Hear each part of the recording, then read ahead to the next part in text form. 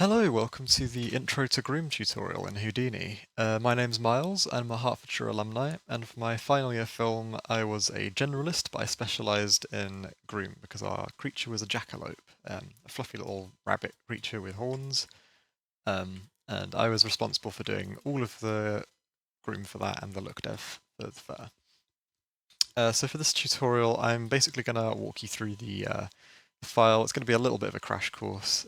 I've tried to record this a few times, and each time I end up going off on a tangent. So just for the sake of getting something usable to you guys, I'm just going to go through the file and explain how each bit's done and why it's done. So this is assuming that you've already got a model set up. It can be a rough model as long as you've got the base shapes locked down. The topology doesn't have to be final, but it is nice to have final topology because then all the extra stuff that we do later makes more sense and you don't have to redo it. So, um, first things first, reference. If you haven't used Pura before for some reason, learn it. It's very, very useful. Reference is basically like the main part of this project. A lot of my work was just finding good pictures and analysing them and finding a variety of reference because we weren't entirely sure what we wanted for the beginning. So I collected a lot of pictures of hares and rabbits and all sorts of things. I've even got some from Maya's XGen that somebody else did for an advert. It's very important to be using real photos for this. Don't use AI. It's not currently good enough to have or good for reference. So you can use it for like if you've got a hairstyle in mind or you don't know what your creature wants is going to look like. It's good for getting ideas, but when you're actually using reference, you want to be using real photos from real things. And if you've got a mythical creature, then finding the closest real life counterpart. So obviously the jackalope's very similar to a rabbit, so we're just using rabbit. But for example, if you're doing a tapir, or tapir-like creature, like I know some of you are doing, then it's good to use the actual real-life pictures of one. I think things with similar fur as well, so like boars have fur. Yeah, closest real-life reference is best thing to use. If you can't find that, or you're not sure, finding similar films like with the creatures in. So I know Annihilation had a very strange-looking bear. I did originally start using that as a reference for like the matted fur bits, but then found some nasty bits of rabbits with like matted horrible fur, so I switched to using that. Let's get right into the geometry prep. So the first thing you want to do is assuming that you've got geometry. So we've got our rabbit here, and it's very important that your geometry that you're doing the groom on is the same geometry that's being animated. So you want to be taking them from your USD assets folder and using like this consistently. If you're animating on a different geometry, or if there's a slightly different point count, then later down the line when you're deforming this geometry and simulating it, it's not going to play ball. Yeah, it's not going to be nice and it's really annoying to use. So it's better to just keep it all consistent using the one from USD assets. Make sure it's unpacked and set to the render purpose as well, so you get the maximum point count and nice topology. And then basically the groom works off of point data, so it's all stored as point attributes. So you want to have quite a dense mesh. So yeah, you want to have quite a dense mesh just for saving your attributes on. The attributes are saved on points and stored on the UVs. So if your UVs change, or your point count changes, then the attribute maps that you draw are going to be messed up, and you'll have to redraw them. So when you're starting off, it's best to keep it nice and rough, so you don't have to get bored constantly painting these nice maps. Alternatively, you can use other procedural methods like grouping areas in boxes and blurring attributes through that, but it's a bit more tedious that way. So here I've just added some nicer normals to the rabbit, just put a null so I can have it nicely organized. This was a test for texturing, so I'm not going to worry about that. It didn't work. So the next thing you want to do is start setting up your attributes. So if you've got any unnecessary ones, I think these ones you want to keep because they're USD stuff. I've kept them in, but if you've got like groups and stuff, you can do group delete if you're not going to use them, and it just saves on a little bit of memory. So then after that, you'd put an attribute wrangle. So these four attributes here, so we're saying F for float attribute, at for attribute, and then the attribute name. And these four are kind of like the common ones that you'd use for all types of grooms. So you'd have it on your like digi-double hair and creature fur. And these other ones are other maps that I've specified. So I've got a clump mask, which I don't think I ended up using. Frizz, which I think I've just painted areas that I wanted to be more frizzy. And then thickness of the hair, which I don't think I ended up using either. I think these are all like tests there. And I should have split these up into two, so we'd have an attribute wrangle for each hair generation. Ideally, I would have split this up into the undercoat stuff and the overcoat things, but I put them all in one because I was just doing trial and error, and that's what worked at the time. You can have any number for these are changeable later.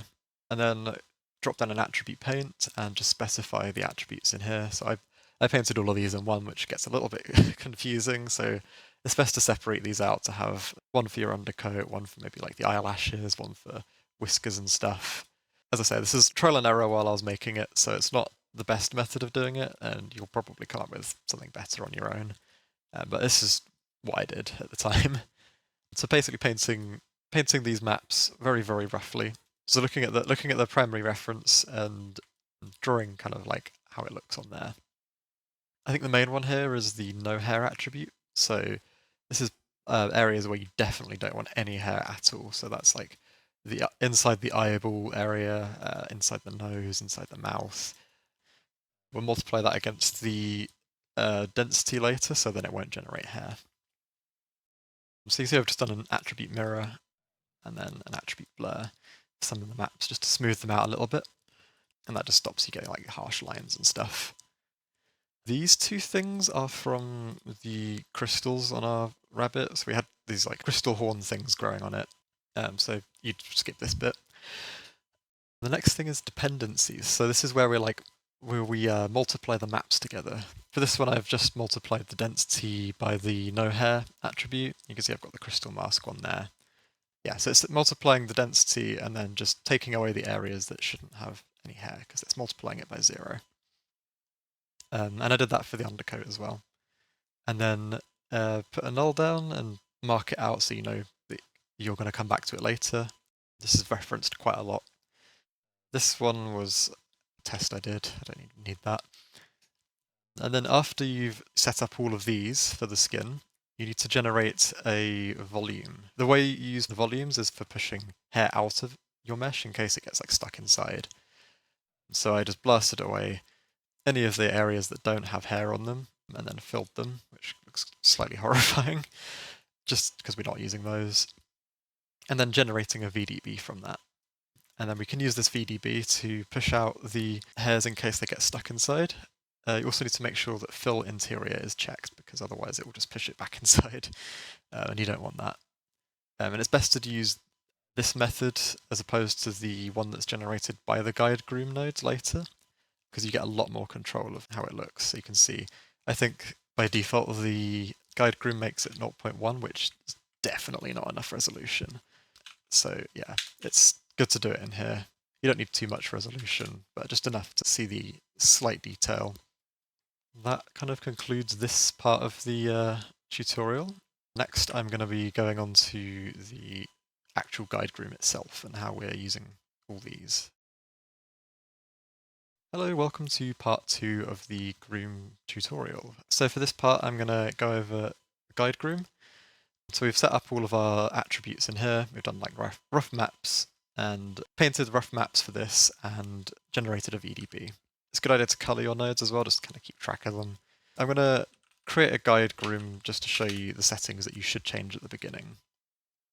So I'm going to get rid of the reference for now. You can plug in this directly into the guide groom node, which will basically generate a bunch of stuff for you. But I tend not to do that because it's less predictable with the VDB generation. Usually what I'll do is I'll get the SOP path directly. So we see I've done out Jackalope skin, which was the last node here. We want to specify the VDB that we're using. So I'm just going to type that in. There we go. So Jackalope VDB that we've generated that has the nice amount of detail that we need. And that's what's going to be used inside later to push the fur out. One of the things you should do to optimize this so it doesn't completely explode your computer is turn off subdivision curves. That will massively increase your performance. I'm just going to make this a color just so you can see it differently, and it's a good idea to separate the colors for each of these, just so if you view it all together it's not a jumbled mess. So when you're creating guides, you want to be using the skin attribute density. So that makes sure if I turn it right up, it's not generating it inside these areas or on the parts that I've specified it not to generate.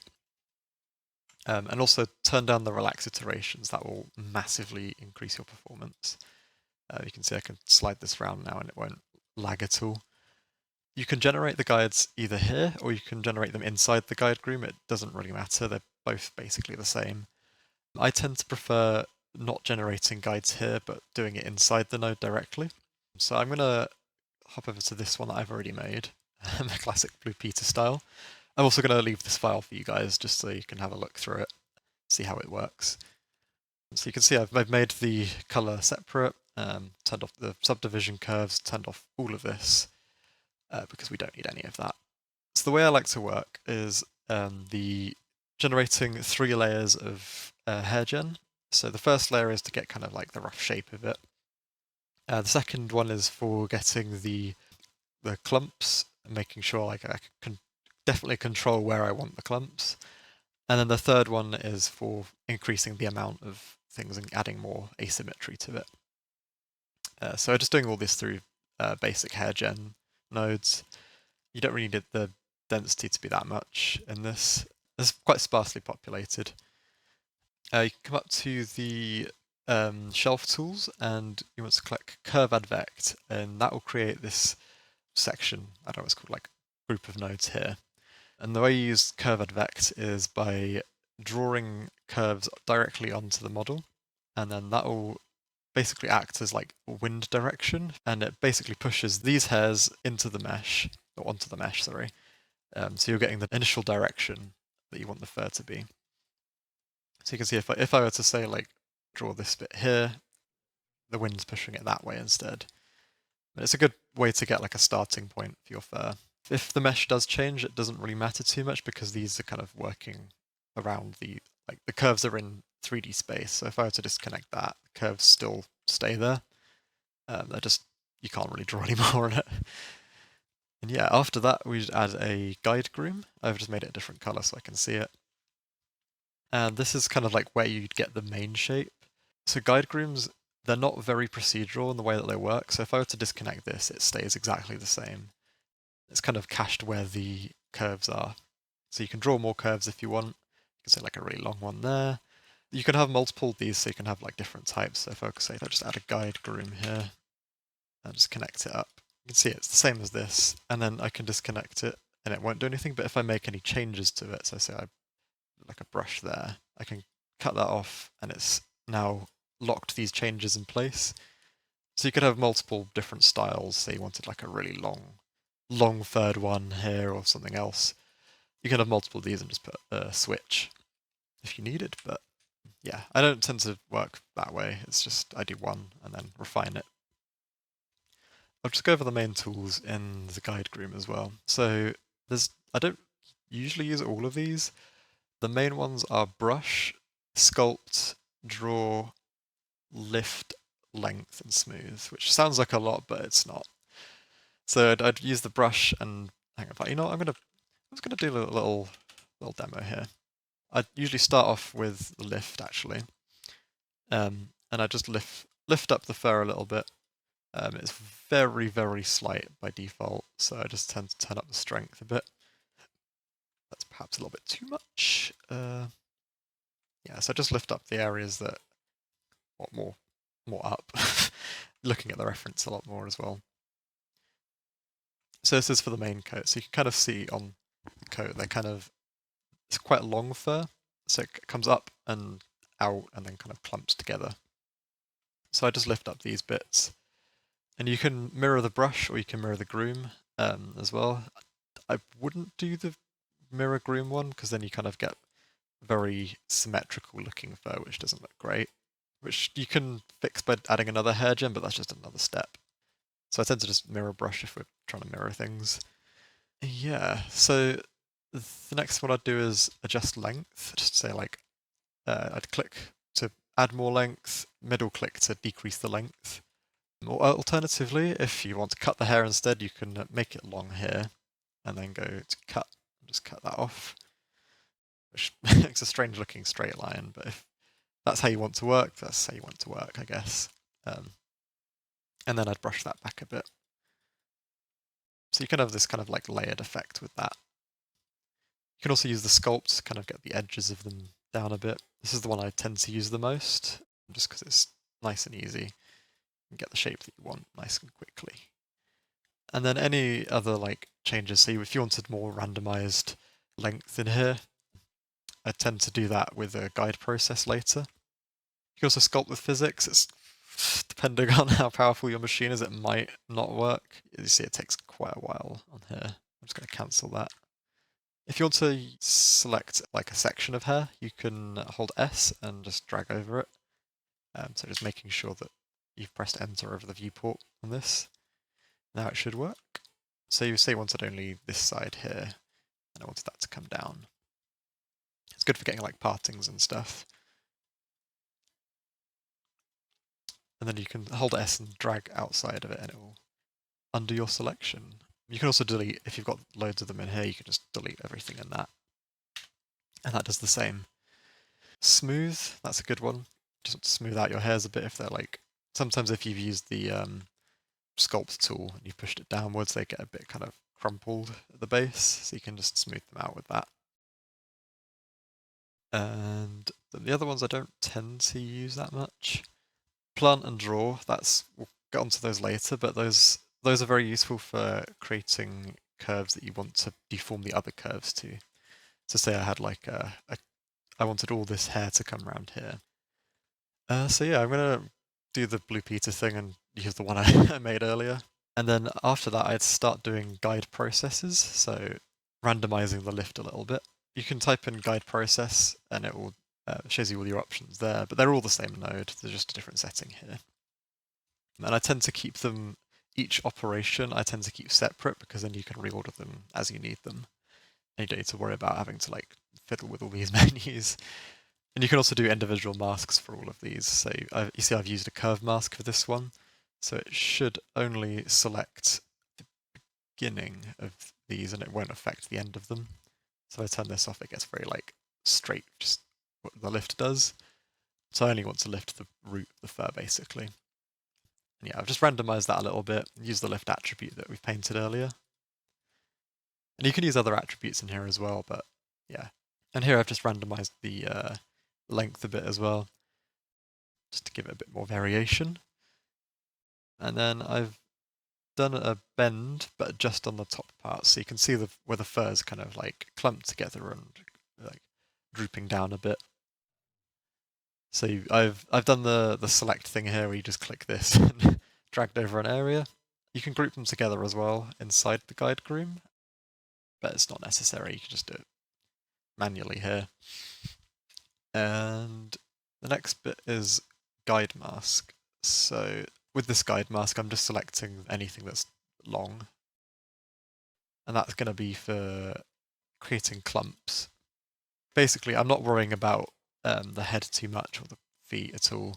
Just kind of get this shape at first. So this is where the different levels of hair gen come into play. So we've got the hair gen level 2, and this is basically just another hair gen. And I'm just scattering some more guides, but using the guides that I've made before. So it's getting a little bit more random here. And I'm using the influence radius and influence decay. So it's blending it together a bit more. So if I turn up the influence radius, you can see it gets kind of more smooth. As I turn it down, it's using only a single guide. And then eventually it just disappears because it can't find any guides. And then the influence decay is kind of like the fall off from that. So if you turn it up, it decays faster. So then you get more kind of less kind of smooth gradients between each guide. So these ones, I'm generating another one after it, which is more dense, and then I'm using these ones and clumping them clumping this one with this. So it's using the hair clump. So this works pretty much the same as all the other guide processes, but there's a fourth input, and then that lets you plug in other curves to deform these two. So if I cut this one, they become a bit weird, and if I plug it back in, it conforms to these curves. So I'm getting more of like a shape that I definitely want, and you can add another guide groom in there and get some nice shapes. But there's a slightly more optimized way of doing it later, which I'll show you. So let's just go through the settings on here real quick. So we've got blend attribute. That's just kind of blending the longer hairs so they clump. The clump size doesn't really matter when you're using this input. So I've just played with that and it looks fine. These two don't have to worry about too much for this. It's just affecting the hairs around a clump, and it's shrinking or growing them to match these ones. So I didn't really mess with those that much. The tightness is only, or the tightness is used for the ends of the fur. So if I turn this down, it will spread apart more, so you get less defined clumps. And the stray amount, I leave that one usually, and just control it with the stray rate.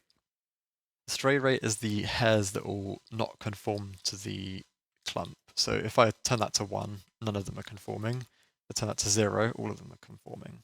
And then you've got the fall off there. The clump profile is also very important, so you can have different types of, well, you can get different looks with it basically. So if I had it like this, it would look much more like wet and clumped together. Whereas if I have it over here, that's much more like dry fur, and it's just the ends sticking together. And this option up here is quite useful for getting the desired shape you want. So extrude and blend it's a very realistic way, or it's a more realistic way of clumping them together. The other option is linear blend. If you wanted to conform the shape more to these input curves, you'd use linear blend, and then you can get much more kind of control over it, but it's not as realistic. And also the tightness will affect the entire thing. It doesn't do the whole, or it doesn't just do the ends.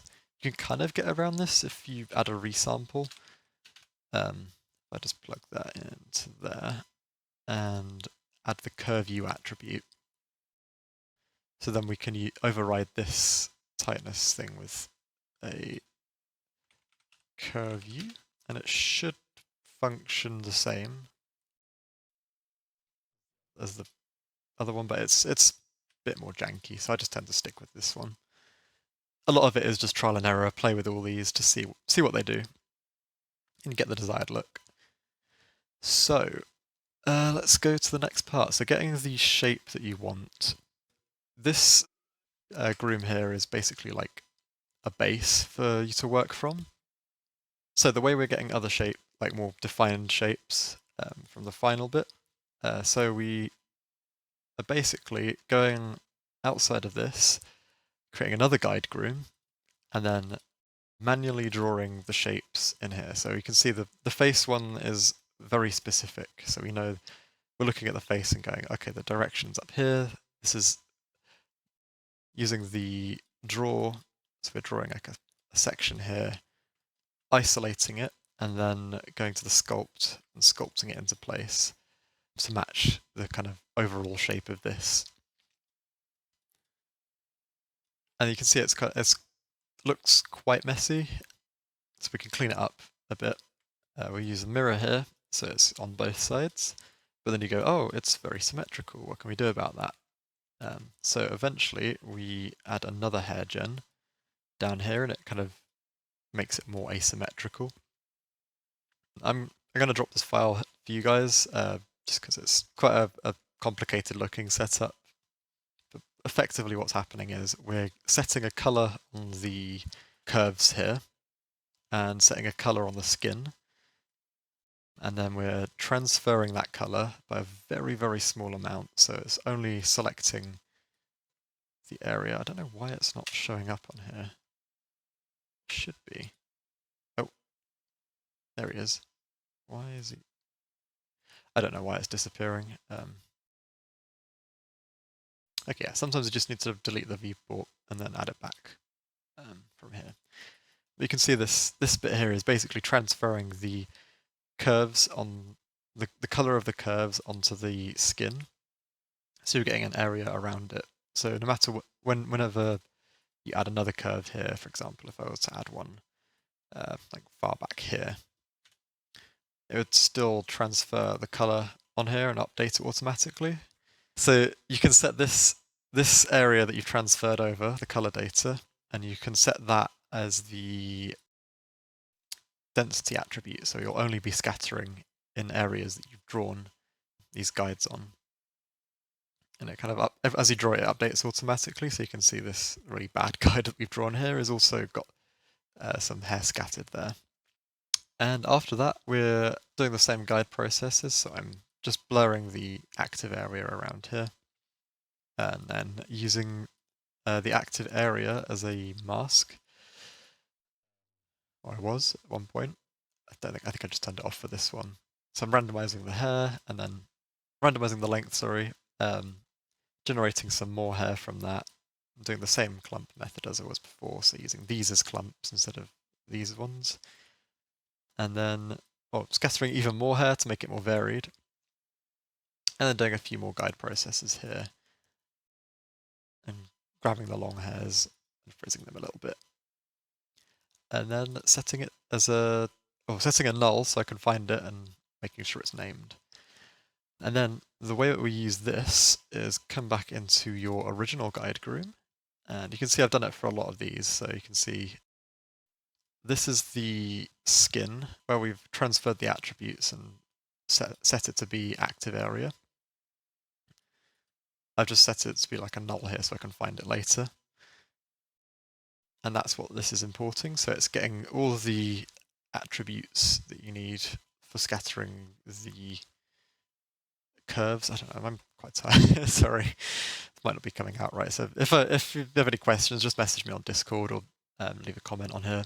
But basically we're transferring all these attributes for the active area and then blasting anything that isn't in the active area. So we're splitting off the area that has got new stuff and then importing the curves that we've drawn, doing the attribute lookup, and then merging them back together. So then instead of having this horrible like fur or I said horrible, instead of having this like default fur that we've made that's you don't have much control over, you have the one that you've drawn and scattered and refined and made it look nice and pretty. And then but you can do this with any part that you want as many times as you want. You can see there's quite a lot of them in here. Just be sure to name them at the top here so you don't lose track of what's happening where. And you can see the more of this that I've done, the more detailed it gets. There's the face one. And yeah, it's basically just the act of refining the look of the hair. And then at the end, I'm just colliding it with the mesh a little bit more, just to make sure none of these are intersecting with the mesh, which would look weird later. That's the default guides, so that's how you get this. And each of these is exactly the same setup. It's just drawing your own guides, mirroring it, and then transferring the color of this to the mesh, setting it as the active area, blurring it, scattering the hair a bit there, doing some nice guide processes and clumping, and then exporting it out and bringing it back into here. So the next video I'm going to go over the actual hair gen bit, which is the kind of like final refining of the look. Right, let's get into the hair gen bit. So we've done the guide grooms, I've gone over all of these, and I've just done groom merge here so I can see the extra guides that I've drawn. But these are all that's just visualization. The actual hair gen, so let's go over this. So the first thing you want to do when you create the hair gen node, I'll just show you here. I'm plugging this one in directly because I know groom data from this is all going into this, so you don't need to specify where it's coming from, like the groom object here. Before you plug that in, turn off display as subdivision curves if you don't want your computer to blow up. Make sure this is unticked as well, we only want to grow the hair that has guides on it. You can see it's made quite a nice look to it, and that's from going through the adding all these extra guides. So the default one didn't look very good, and then I go like, oh, let's refine it a bit more with each of these. It starts to look a bit better and better.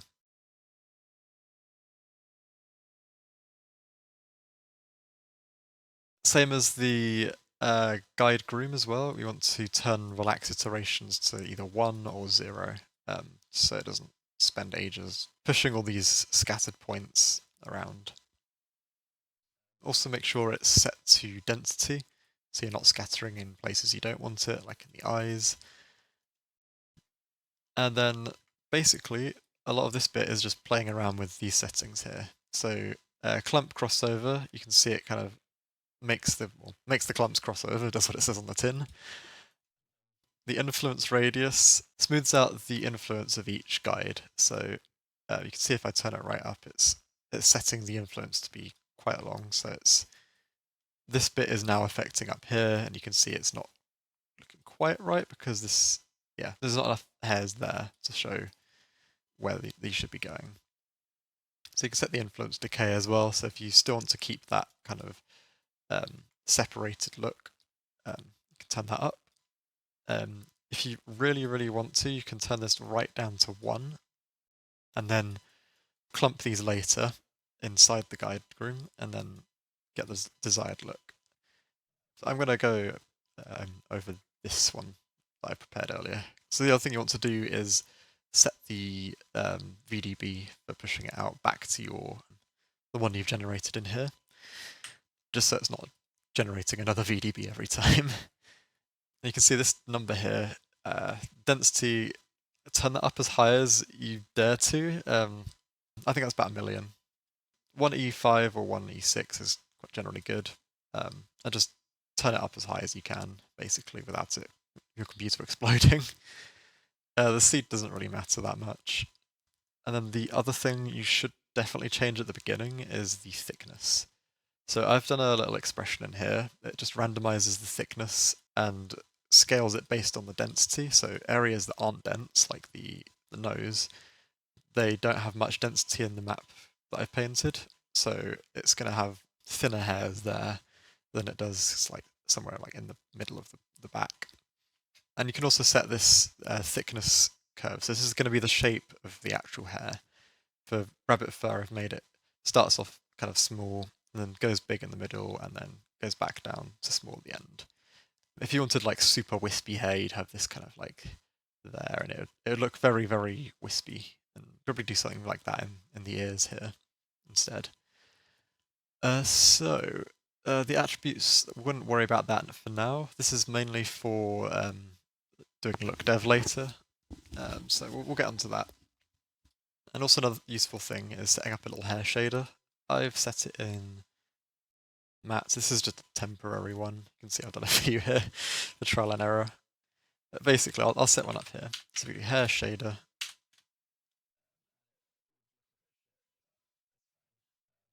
Set it to nearly black and nearly white. And that will basically allow you to have, or basically lets you see the curves better, because when they're all grey, it's quite hard to see like the shape of them. It just lets you kind of have a little bit more control. So let's jump inside this node and have a look. When I first plug this in, it's going to take a little while because there's about 1,000,000 hairs trying to generate here. There we go. So you can see like the gradient lets you see the fur looks a little bit weird. And that'll be mostly from the clump crossover, I think. But we can do some stuff to remedy this, randomize it a bit, make it look better. What I've done here is a set length that just randomizes it, make sure it's multiply, and it randomizes it just a little bit, so you have slight variation in the hairs. And then this one, I've done a frizz on only the long hairs, so it frizzes it as it gets further away, I think. It's just basically like adding a bit of variation to the fur. Yeah, that's basically the way to do it, is just adding lots and lots of variation and kind of following your reference. Yeah, so you see it's a little bit frizzy there. And as it gets to the front, it's a lot more frizzy. And so these extra guys also come in very, very useful, especially if you're doing, well, trying to get the look of it, basically. So you can do the exact same import. So you're importing the skin from, I think this one's from the cheek. So it'll be there. Just blurring the active area a little bit. And then blasting off any areas that aren't being affected. So you can see that one I drew earlier is also inside this. And then so it's, yeah, separating them out basically speeds up the processing of this. So when you've got lots of it like this, you don't want to be deforming all of the hair for each one. You want to be splitting it off, deforming it, and then adding it back. So it's a lot quicker to do, basically. So what we're doing is we're split it off with the active area. We're just saying anything with the attribute active area, isolate it. And then because there's a lot more detail in this bit in the face, I've resampled it. It's got a few more points to work with than before. And then using a hair clump, just clump it together. So you get kind of like a more clumpy look that you have on the face here. And then I'm also deforming it using the guides that I've drawn. Looking back, I shouldn't have been using them directly from here. It's best to take them from this, because then when you simulate it, you can simulate just the guides and you don't have to do all of it. But unfortunately, I didn't know that at the time, so I've been taking it from here. But what you want to do is,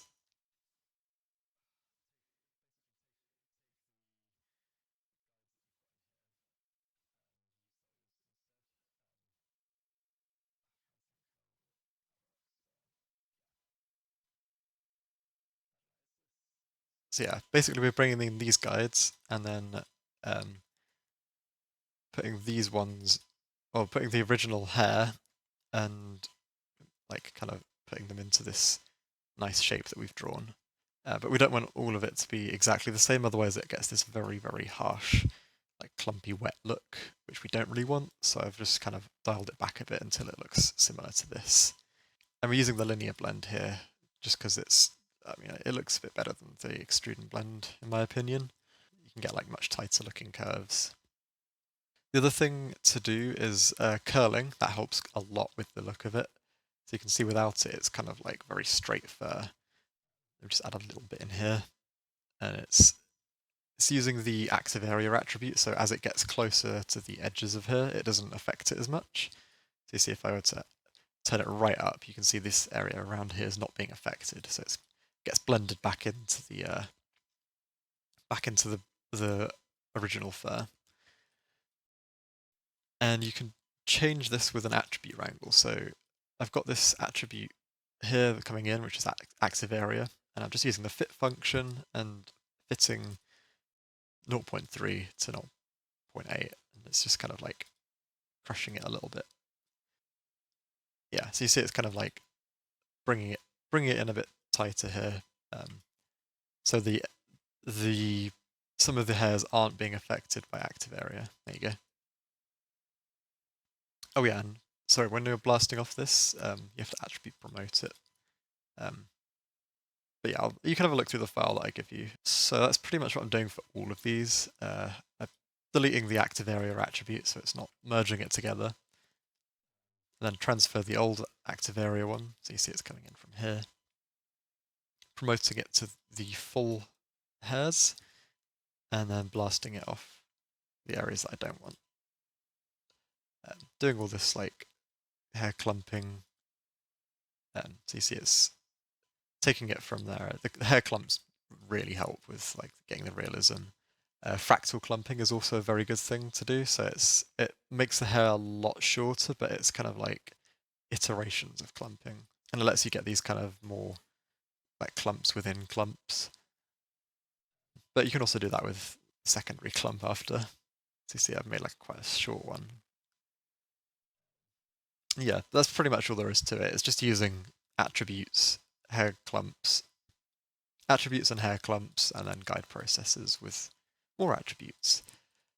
I like to use the active area quite a lot because it's just like isolated in this area.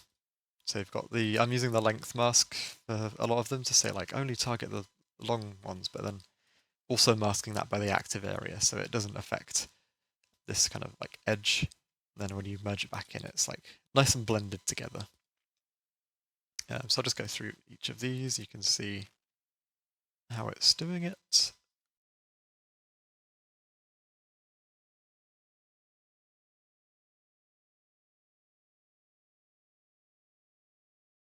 So this is an attribute that's been disabled, so it's when I'm bringing in this, it's not got anything. So I'm just going to bypass all of that hue, just because I'm not using the crystal mask for this. And yeah, then guide colliding it, so it doesn't, or just make sure none of it's inside the skin. So you can see there's a little bit of it that was like poking in through here, so it's just pushing that out. And then this little setup here is quite nice. So it's a way of getting the points where the whiskers are coming out and just making them shorter.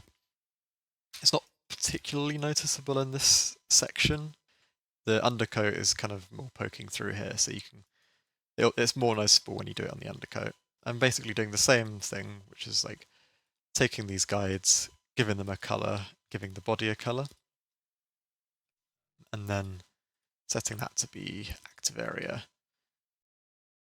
After that, just saying this whisker area is this active area, and then multiply it by the whisker width. So each whisker here has a width, and I'm just multiplying that to get the area. So the bigger whiskers will have more area around them. Just setting the length of them to be nice and short, and then setting the lift of them as well to make them point outwards, make them like stick up a bit. This is the exporting bit. So this texture dithering thing was a little experiment I was doing. It tended to break quite a lot, so I'm not gonna recommend using this for now. I've made an HDA for using these, so you can have a look through that. I'll include it with the file. Basically, this is deleting any extra attributes we don't need, so active area. There's probably a few more in here. We don't need curve mask, don't really need tightness. So I could delete those as well, but I just didn't. So this node here is basically blasting off any hairs that are width 0. So things like the points down here that are like really, really thin. We don't want those because that's just going to take up storage space and you're not going to see it. So just blasting off those, transferring the. Oh, these are for texturing. So this is for my HDA. So the masks that I've drawn with dither mask as the name, I'm just transferring them over. And then, yeah, this is a custom HD. I don't think it works in this version of Houdini, but I'll port it over. And then this resample is very useful at the end. So I'm not actually resampling it. I'm just using this to get the curve U attribute. And then this attribute we can use in texturing to get this kind of like darker at the roots and then lighter at the tips look. So you can see I've done it here, done an attribute delete for anything that, well, I'm keeping all of these because we're going to use them later, and then exporting that as USD. Okay, so the last thing I should probably go over is, so the whiskers themselves are just a guide groom. Because a groom is basically just curves with attributes on, you can render the guide groom itself without doing a hair gen. So you see I've just literally drawn out one side here, following the reference, mirrored it, and then done the same as the other thing to make it asymmetrical with the hair gen to get a bit more randomized here. I've relaxed the iterations a lot here because there's not many hairs, so it doesn't take very long to calculate. And then just bending them and freezing them a bit, giving them kind of more like a wild look. And then I've also exported these on their own as a USD, so then we can bring those into the stage later and render them as groom. Just got to make sure that the width attribute is on them and the ID, the prim attribute ID is on them. And that's pretty much it. Next video I'm going to go over some quick look dev stuff. I'll also try and go over the texture dithering tool that I made for you guys, because it's fairly simple, but it was just a pain to set up. Yeah, this if you're wondering what this is, it's just the crystals, just for visualizing it. We'll go over deform guides as well. This is just deforming it to the animation.